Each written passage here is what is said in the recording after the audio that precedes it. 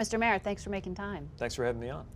You said the Democratic Party can't go back to the 90s, can't go back to the 2000s. The party, though, seems to sort of be trying to figure out what it is. Yeah. What does it mean to be a Democrat right now? Well, I think it means being committed to American values that lead you in a progressive direction. So I talk a lot, for example, about freedom.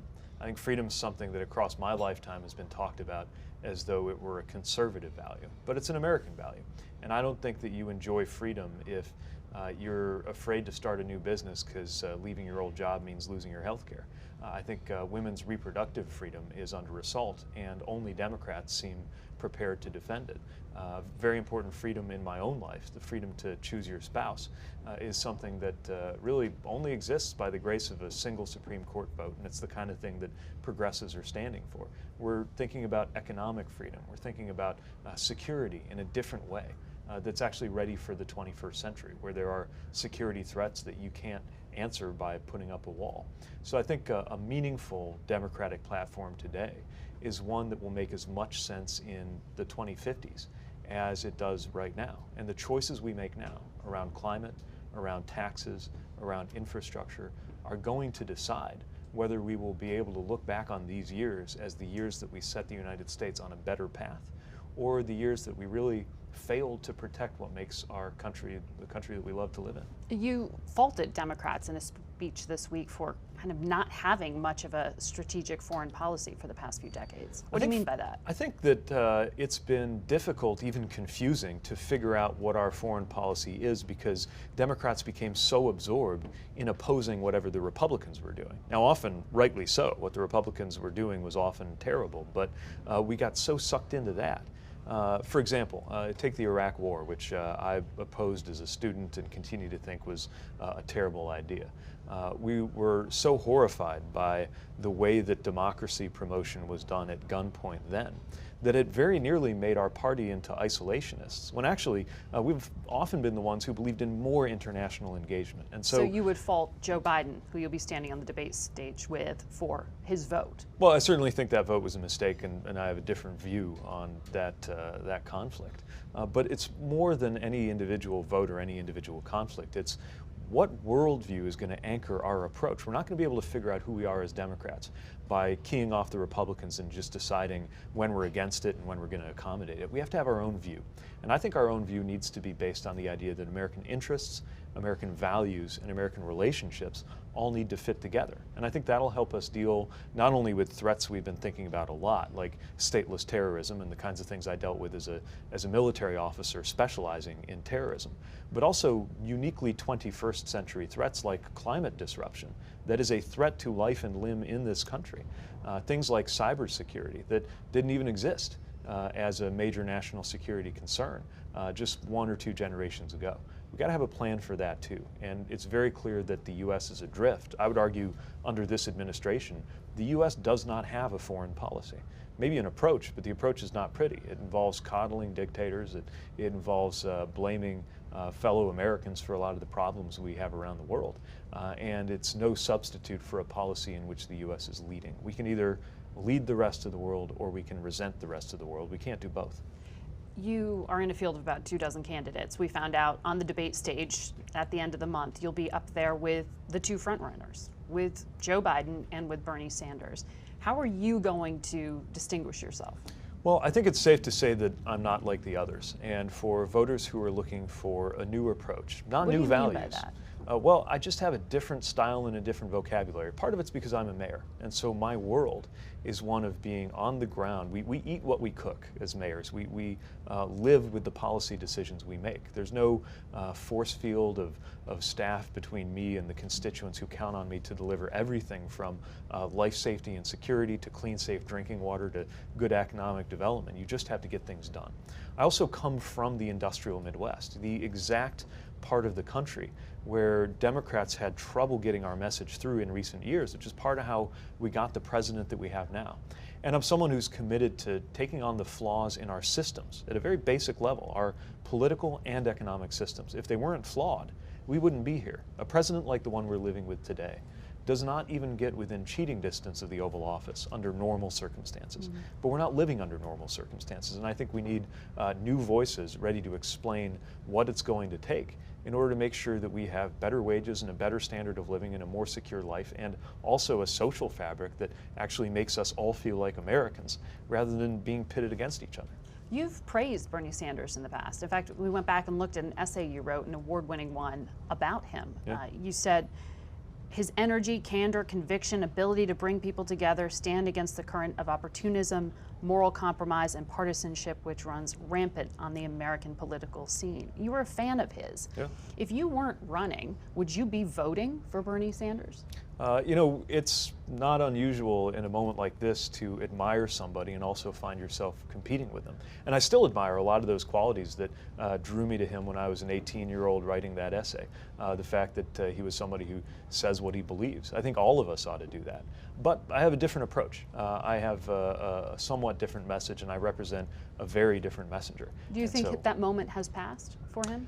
I think the moment we're in right now calls for something new. And I think that, again, our values are the right values. I mean, the values that make us Democrats shouldn't change. But we got to find a different vocabulary around them. We got to find a way to communicate in terms of real world impact, what it means to go with a progressive direction rather than stay on this drift that we have right now in Washington. And if we get it right, we can win. You can see that very clearly in how healthcare, which is an issue that we got killed over back in 2010, was the winning issue for us in 2018. It shows that when we're talking about the concrete impacts of our policies in Americans' everyday lives, which is what a mayor thinks about all day because that's what we're accountable for, most Americans are with us. The crazy thing is right now, there's a strong American majority aligned with Democratic positions on everything from our desire to raise wages, to our insistence on universal health care, to our belief in bipartisan comprehensive immigration reform and common sense gun safety. Most Americans are with us on the issues, which is exactly why this president functions, by getting us talking not about Americans' lives, but rather about him and whatever outrage of the day he has perpetrated in person or on Twitter in order to get us all focused on nothing but the White House. Well, one of those things is what I'm about to ask you about. President Trump said if a foreign government offered him information on his opponent, he'd listen. He said it's just like opposition research. What do you think of that answer? We're talking about foreign interference in American politics. And by the way, this isn't hypothetical. This isn't theoretical. We were attacked by a hostile foreign power that decided that they could damage America, destabilize America by intervening in the election to help him win, and they did, and he did, and now America is destabilized. So this is not some academic exercise. This is something that has happened and will probably happen again. And you have to draw a very clear line. If you care about this country, if you believe in putting this country first, how could you ever talk about allowing a foreign, potentially hostile foreign power to interfere in the most sacred thing that we have in our civic tradition in America, which is our elections? He said he'd listen before he considered reporting it. Just is there a scenario in which that's acceptable? Just call the FBI. It's not hard. It's not complicated. The FEC chair, I think, felt shocked that she had to remind everybody of this. But if you think there's a foreign effort to tamper with an American election and you're an American who cares about America, you call the FBI. This shouldn't be hard. You have said, when you've been asked about the president and the Mueller report, you said that if you are elected, that you would consider pursuing obstruction of justice charges. It's not up to the president to pursue charges. This is the thing. His So I absolutely believe that there are plenty of reasons to think that there may have been illegal behavior, and prosecutors should look at that, and no one is above the law. Not a president, not a former president, no one. I also believe that the last place you look for guidance on how to conduct a prosecution is to the Oval Office. The less our law enforcement and prosecution has to do with politics, the better. So when some of your colleagues, your competitors, say that there should be obstruction of justice charges pursued, you're saying you're not endorsing that? There should be a Department of Justice that can think for itself. There's tons of evidence that would point to an obstruction investigation. I'm just saying it shouldn't be ordered up by the president. The whole idea is we're the ones who don't believe that a president ought to be going around calling for their political opponents to be targeted for investigations. If there is criminal activity or a suspicion of criminal activity, then I expect a DOJ that thinks for itself to prosecute that criminal activity and hold everybody accountable with no extra treatment, better or worse for somebody because of their political profile. So what Senator Harris has said goes too far for you? You know, I'm thinking about it in terms of the way I would want a DOJ to work on my watch. And part of how it would work is that prosecutorial decisions would not be run out of the Oval Office. They would be as far from the political side as possible. So there are a number of investigations going on in different state levels. If you do get to that position of the presidency and you look at a Buttigieg Justice Department potentially prosecuting the president, former president, would you ever consider a pardon?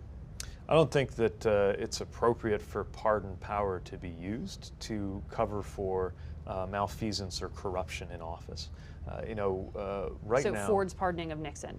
I don't know what I would have done in the 70s and that historical counterfactual, other than that I'm bothered by the possibility that public corruption went unpunished. And the idea that that could happen in the future is equally problematic. That's, I think, not at all what the pardon power was for when it was first contemplated. And again, I think the less presidential / political interference there is with any process in the Department of Justice, the better. How does the mayor of South Bend, Indiana, a state that has, I think, less than 10% of it is African American, how do you win that important part of the electorate? How do you convince them that you are going to fight?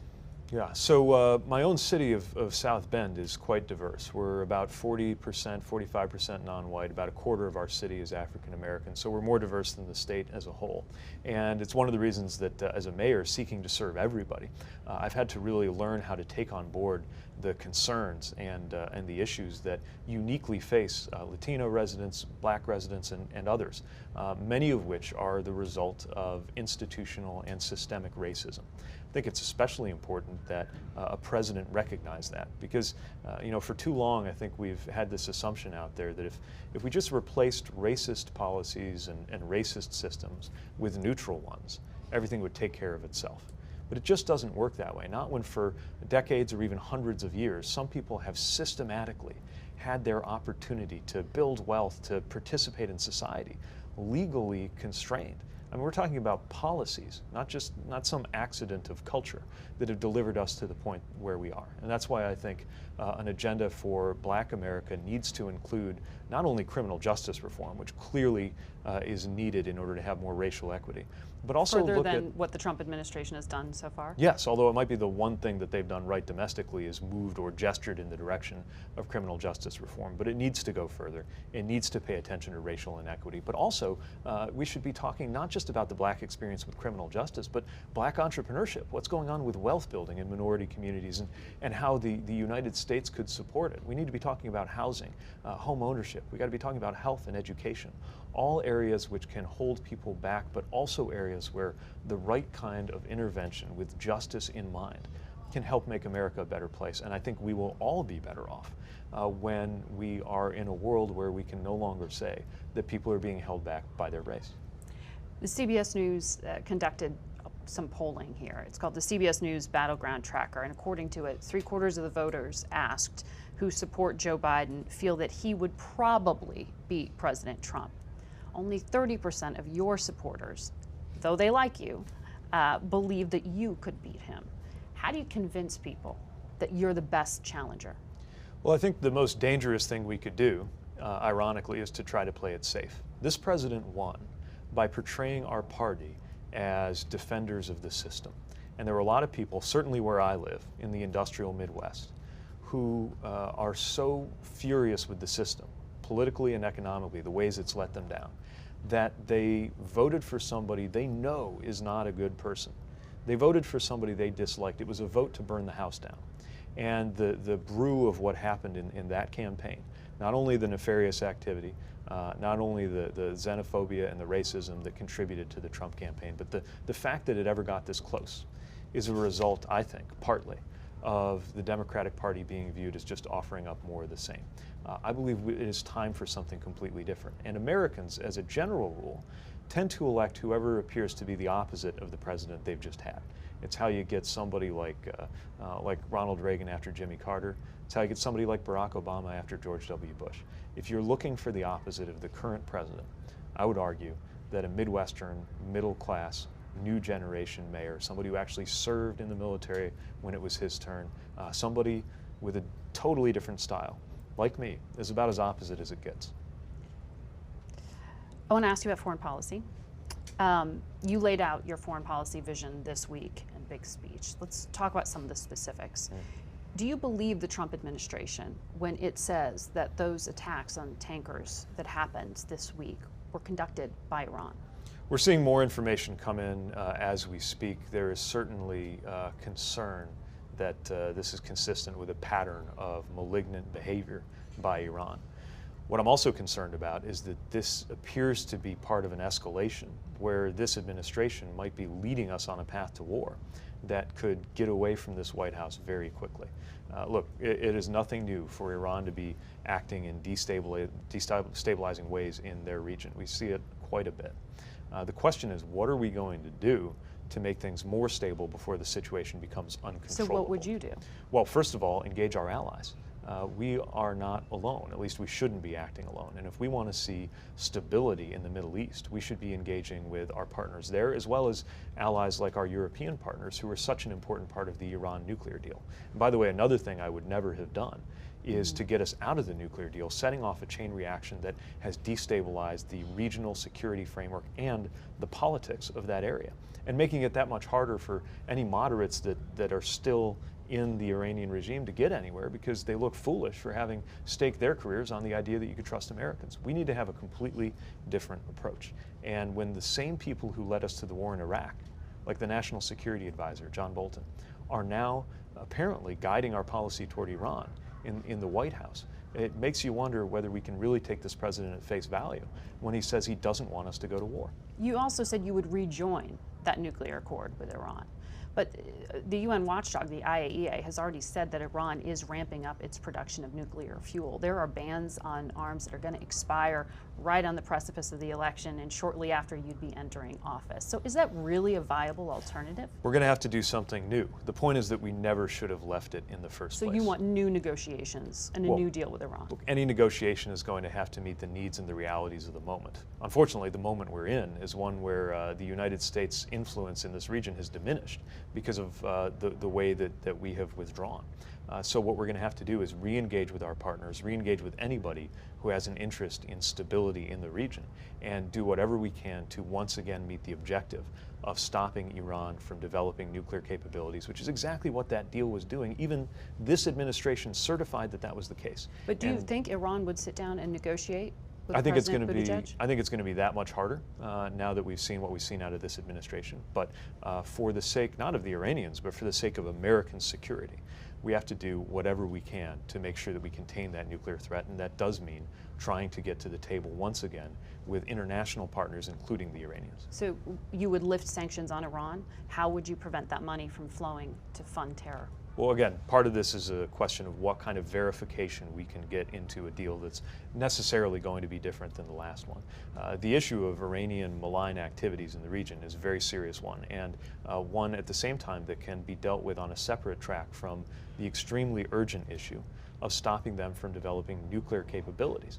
Withdrawing from the deal accelerated Iran's path toward nuclear weapons at exactly the moment when we can least afford that. And if we think it's hard containing their nefarious activities now, imagine what it would be like trying to do that when they also have nuclear capability in their military. Would you advise an 18-year-old today to enlist under President Trump? I believe serving our country is the right thing to do, and you do it, and I felt this when I took the oath myself. You do it without regard to who's in political office, because you don't know who will be leading during different times in your service. It is one of the things that makes serving in the military such a leap of faith, such an act of belief in our country.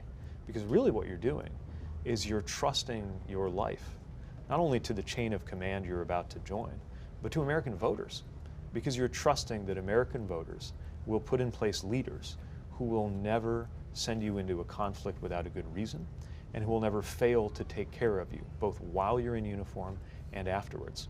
The truth is that promise has not always been fully kept.